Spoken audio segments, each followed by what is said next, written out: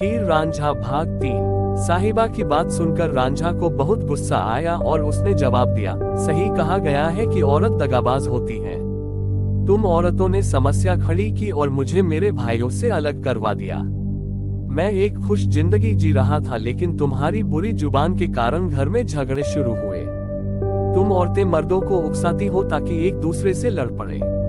साहिबा ने उतनी ही तल्खी से उलटकर कहा, तुम बहुत ज्यादा दूध और चावल खा रहे हो, इसलिए इतना घमंड दिखा रहे हो।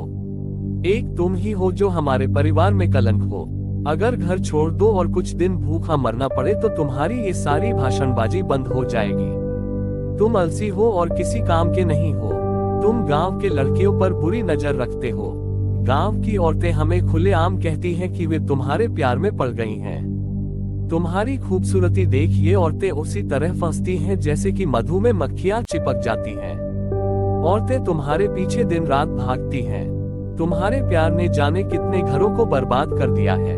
भौजाई की जली कटी सुनने के बाद रांझा और भी गुस्से में आया और जवाब दिया, सारी दुनिया जानती है कि तुम इस गांव की सबसे झगड़ालू औरत हो और तुम इतनी खूबसूरत हो कि तुम्हारे पति को इस बात का कभी डर नहीं होगा कि कोई दूसरा आदमी तुमको भगा ले जाएगा।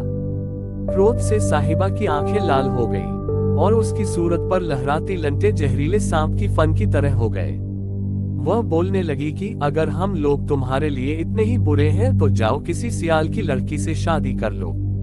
जाओ उनके घरों के आसपास जाकर अपनी बांसुरी बजाओ और उनकी औरतों को फांस लो। अगर तुमको हमारी खूबसूरती पसंद नहीं तो जाओ हीर से शादी कर लो। उसे दिन रात तलाश करो ताकि तुम उसे अपने जाल में फंसा सको। अगर दिन में वह हाथ न आए तो रात को घर की पिछली दीवार गिराकर उसे भगा ले जाओ। अगर आपको मेरा यह वीडियो पसंद आया हो तो एक लाइक और शेयर और सब्सक्राइब जरूर कर दीजिए, जिससे मेरे आने वाले सभी वीडियो का नोटिफिकेशन आपको मिलता रहे।